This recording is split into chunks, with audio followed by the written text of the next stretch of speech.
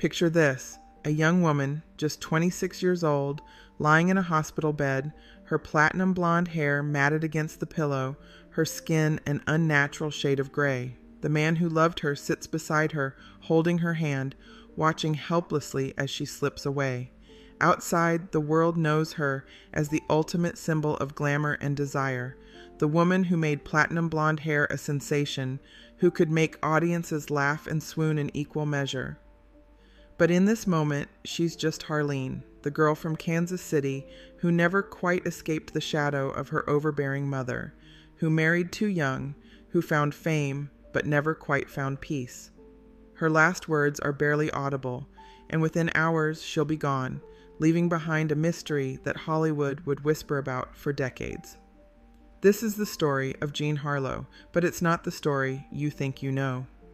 She was born Harleen Harlow Carpenter on March 3, 1911, in Kansas City, Missouri.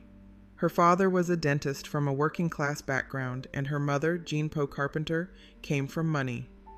It was her grandfather, Skip Harlow, who had the wealth, who had arranged his daughter's marriage to Montclair Carpenter when she was still underage. Jean, the mother, resented this marriage from the start. She was unhappy, trapped, and she poured all of that frustrated ambition into her daughter. The family called the little girl Baby, and that nickname would stick with her for her entire life.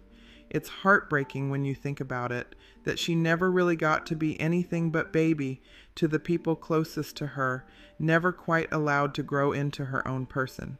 When Harleen was just 5 years old, she went to finishing school and discovered almost by accident that her real name wasn't Baby at all. It was Harleen. Imagine being 5 years old and learning your actual name for the first time. Her mother was intensely protective, obsessively so. Years later, Mama Jean would say of her daughter, "She was always all mine." And that possessiveness, that sense of ownership, would color every relationship Harleen ever had. When she was finishing school, her parents divorced. Her mother got sole custody, and though Harleen loved her father, she rarely saw him after that. It was just her and Mama Jean against the world, or at least that's how Mama Jean wanted it. In 1923, when Harleen was just 12, her mother packed them up and moved to Hollywood. Mama Jean had dreams of becoming an actress herself, but she was told she was too old to start a film career. So she enrolled her daughter at the Hollywood School for Girls, where young Harleen met the children of Hollywood royalty, kids like Douglas Fairbanks Jr. and Joel McCrea. But Harleen dropped out at 14. The money was running out, and her grandfather back in Kansas City issued an ultimatum: come home or be disinherited, so back they went. That summer, Harleen was sent to camp in Michigan, where she got scarlet fever. Her mother rowed herself across a lake to get to her daughter, but wasn't allowed to see her. That illness, that bout of scarlet fever, would come back to haunt her in ways no one could have predicted. Harleen was sent to Ferry Hall School in Illinois, but her mother had ulterior motives. The school was close to Chicago, where Mama Jean's boyfriend, Marino Bello, lived. At school, Harleen was paired with a big sister who introduced her to Chuck McGrew, a 19-year-old heir to a fortune. By 1926, they were dating seriously, and in 1928, they got married. Harleen was just 16 years old. That same year, Mama Jean married Marino Bello, but Harleen didn't even attend her mother's wedding. When Chuck turned 21, he received his inheritance, and the young couple moved to Los Angeles, settling into a home in Beverly Hills. For a brief moment, Harleen lived the life of a wealthy socialite. Neither she nor Chuck worked. They both drank heavily. Chuck hoped the move would distance Harleen from her mother. He had no idea how impossible that would be. One day, Harleen's friend Rosalie Roy asked her for a ride to Fox Studios.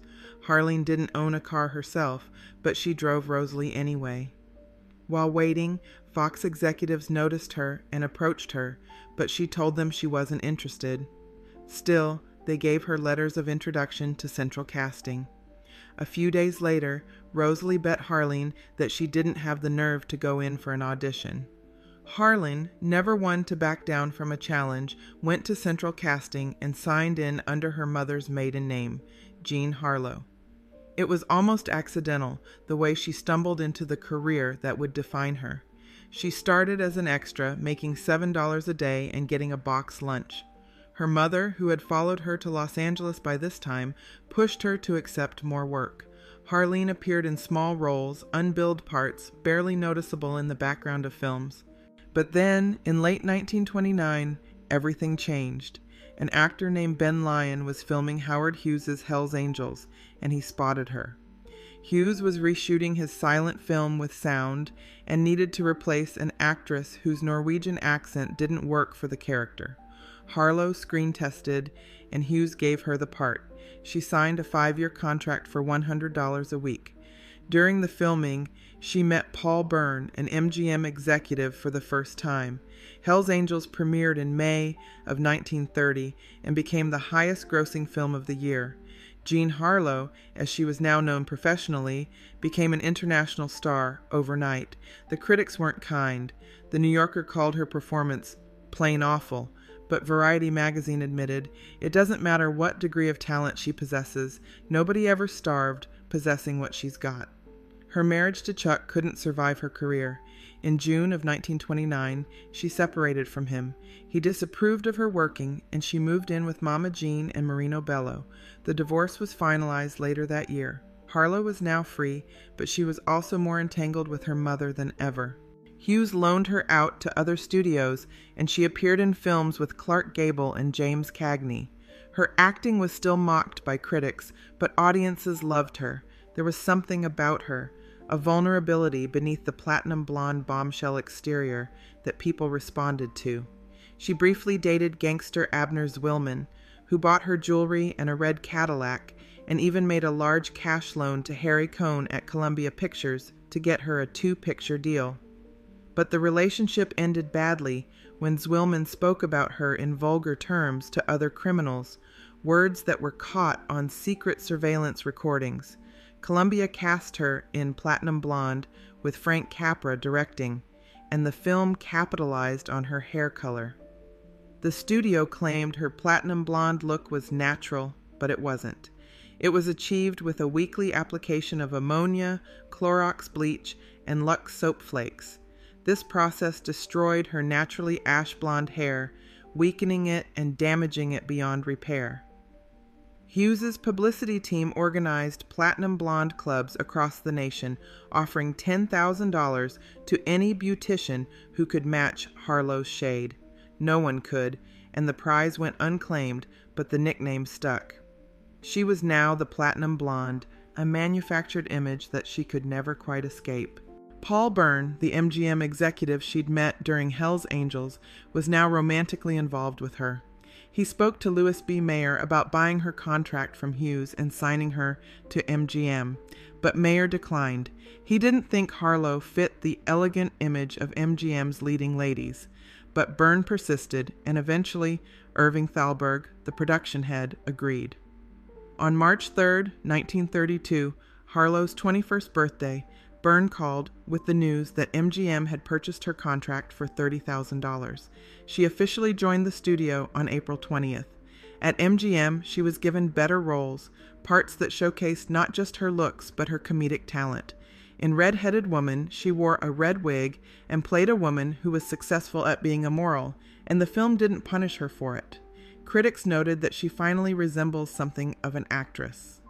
On July 2, 1932, Jean Harlow married Paul Byrne. He was 42, she was 21. It seemed like a good match, a marriage between a serious, intellectual man and a beautiful young star. But just 2 months later, on September 5th, Byrne was found dead at their home, an apparent suicide by gunshot. Harlow was initially suspected of killing him, but his death was officially ruled a suicide. Louis B. Mayer feared the scandal would destroy Harlow's career and wanted to replace her in Red Dust, the film she was shooting with Clark Gable. He offered the role to Tallulah Bankhead, who was appalled and refused, writing in her autobiography, "To damn the radiant Jean for the misfortune of another would be one of the shabbiest acts of all time." Harlow kept silent, survived the scandal, and became more popular than ever. Years later, a biography would claim that Byrne was actually murdered by a former lover, and that MGM executives rearranged the crime scene to make it look like suicide. We'll never know the truth. After Burns' death, Harlow began an affair with boxer Max Baer. He was separated from his wife but not divorced, and his wife threatened divorce proceedings, naming Harlow as a co-respondent for adultery. Harlow became pregnant and had an abortion to avoid another scandal.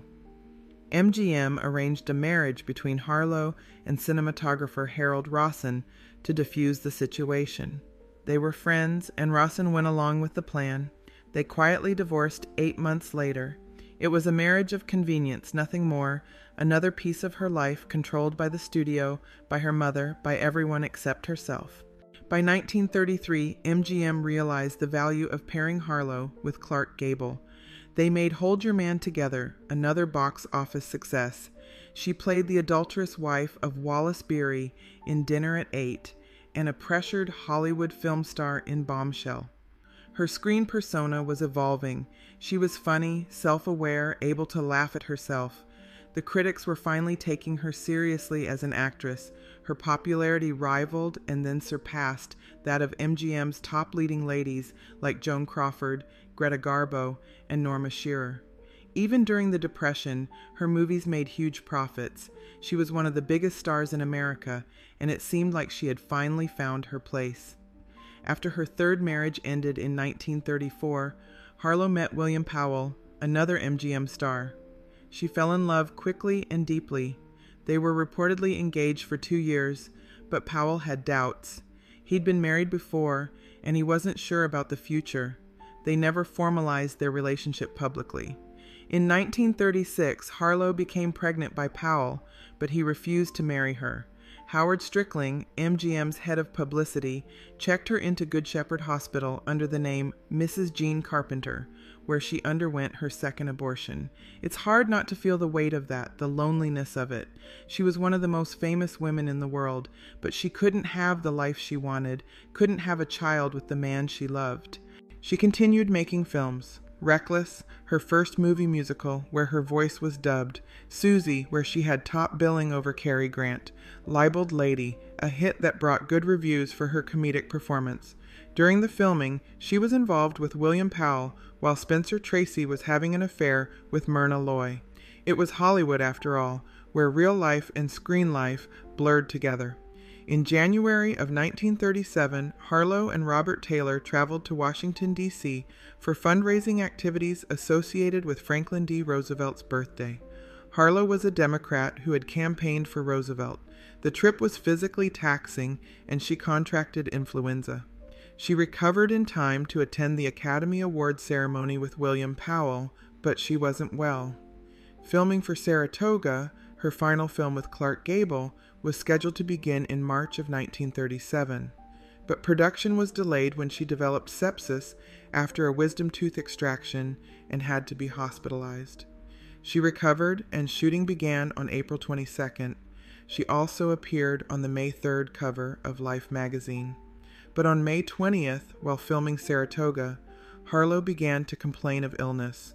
She was fatigued, nauseous, retaining fluid, and experiencing abdominal pain. The studio doctor thought she had cholecystitis and influenza. He didn't know that she'd been seriously ill the previous year with a severe sunburn and influenza. Her friend and co-star Una Merkel noticed her weight gain, her gray pallor, her exhaustion. On May 29th, while filming a scene where her character had a fever, Harlow was clearly sicker than her character. She leaned against Gable between takes and said, "I feel terrible. Get me back to my dressing room." The assistant director called William Powell, who immediately left his own movie set to escort her home. The next day, Powell checked on her and discovered her condition hadn't improved. He contacted her mother and insisted she cut her holiday short. He also summoned a doctor. Because Harlow's previous illnesses had delayed 3 movies, there was no great concern at first. On June 2nd, it was announced she was suffering from influenza again. The doctor diagnosed her with an inflamed gallbladder. Mama Jean told MGM that Harlow was feeling better on June 3rd, and co-workers expected her back on set by Monday, June 7th. But she didn't return. A concerned Gable visited her and later remarked that she was severely bloated and that he smelled urine on her breath when he kissed her. Both were signs of kidney failure. Another doctor was called in for a second opinion and recognized immediately that she wasn't suffering from an inflamed gallbladder. She was in the final stages of kidney failure. On June 6th, Harlow told Powell that she couldn't see him clearly and couldn't tell how many fingers he was holding up. That evening, she was taken to Good Samaritan Hospital in Los Angeles, where she slipped into a coma. The next day, at 11:37 in the morning, Jean Harlow died. She was 26 years old. The cause of death was given as cerebral edema, a complication of kidney failure. Hospital records mention uremia. For years, rumors circulated that her mother had refused to call a doctor because she was a Christian Scientist, or that Harlow had declined hospital treatment. But from the onset of her illness, she'd been attended by a doctor at home. 2 nurses visited her house, and equipment was brought from a nearby hospital. Her grayish complexion, her recurring illnesses, her severe sunburn the year before, all were signs of kidney disease. The toxins affected her brain and central nervous system. Some speculated that the scarlet fever she'd had at 15 had caused a kidney condition that led to high blood pressure and ultimately kidney failure. Her death certificate lists the cause as acute respiratory infection, acute nephritis, and uremia. One MGM writer later said, "The day baby died, there wasn't one sound in the commissary for 3 hours." Spencer Tracy wrote in his diary, "Jean Harlow died, grand girl." Her funeral was held on June 9th at the Wee Kirk of the Heather Chapel in Forest Lawn Memorial Park in Glendale. She was interred in the park's great mausoleum in a private room of multicolored marble that William Powell bought for $25,000. She was laid to rest in the pink negligee she'd worn in Saratoga, and in her hands she held a white gardenia and a note from Powell that read, "Good night, my dearest darling." Her bronze casket cost $5,000. Her crypt reads simply, "Our baby." Spaces in the same room were reserved for her mother and Powell. Her mother was buried there in 1958, but Powell married actress Diana Lewis in 1940 and was cremated and buried elsewhere after his death in 1984. MGM finished Saratoga using 3 body doubles and rewriting scenes without her. The film was released on July 23, 1937, less than 2 months after her death. It became a hit with audiences, grossing $3.3 million in worldwide rentals and becoming the highest-grossing film of the year, as well as the highest-grossing film of Jean Harlow's career. She never got to see it. She never got to see how much people loved her, how much they mourned her. In 1999, the American Film Institute ranked her number 22 on its list of greatest female screen legends. She inspired Marilyn Monroe, Madonna, and countless others. Marilyn, who idolized Harlow as a child, was planning to star in a biopic about her, but died before filming began. Jean Harlow's life was short, brilliant, and tragic. She was manufactured into an image, the platinum blonde, the blonde bombshell, the laughing vamp. But beneath all that, she was just Harleen, the girl who was always called Baby, who never quite escaped her mother's grip, who married too young and too often, who fell in love with a man who wouldn't marry her, who worked herself to exhaustion in film after film, who damaged her hair and her health in pursuit of an image that wasn't even real. She was 26 when she died, the same age as so many stars who burned too bright and too fast. Her story isn't just about fame and glamour. It's about a girl who never got to choose her own life, who was always someone else's baby, someone else's property, someone else's dream. And in the end, when she was dying, when she needed help the most, the people around her didn't recognize the signs until it was too late. That's all for today. Don't forget to subscribe and be kind to each other.